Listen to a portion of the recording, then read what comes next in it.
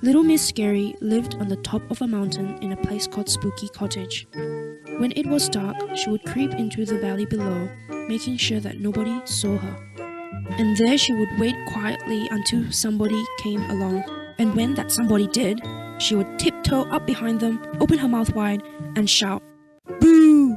And do you know why Little Miss Scary did this? For fun. You see, she loved to scare people more than anything else in the world, and she was very good at it. She scared them stiff. She scared them out of their wits. She even scared them out of their socks. Boo! About a week ago, Mr. Noisy went to see his friend Mr. Jelly. Mr. Noisy was worried because he hadn't heard from his friend for a while.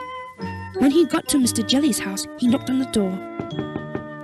Spookily, the door swung open by itself. "Hello!" called Mr. Noisy as softly as he could, which for you and me would have been a shout. Then he heard a chattering noise coming from the bedroom. Mr. Noisy found Mr. Jelly hiding under his bed, his teeth chattering in fear. "Whatever's the—" began Mr. Noisy, and then he remembered himself. "Whatever's the matter, Mr. Jelly?" It's Little Miss Scary," chattered Mr. Jelly, trembling in fear.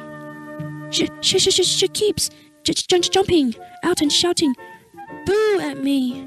Mr. Noisy made Mr. Jelly a cup of tea, calmed him down, and told him what they were going to do.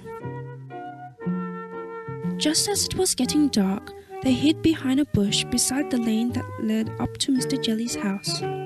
They waited until they saw Little Miss Scary's shadowy figure creeping past them. Then Mr. Noisy and Mr. Jelly crept out of their hiding places, tiptoed up behind Little Miss Scary, and at the top of their voices shouted, "Boo! Boo! Boo! Boo!"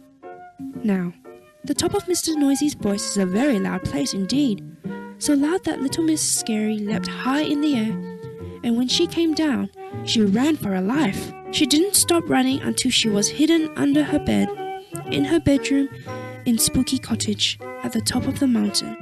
"I don't think you'll be seeing much of her for a long while, Mr. Jelly," chuckled Mr. Noisy. "Mr. Jelly?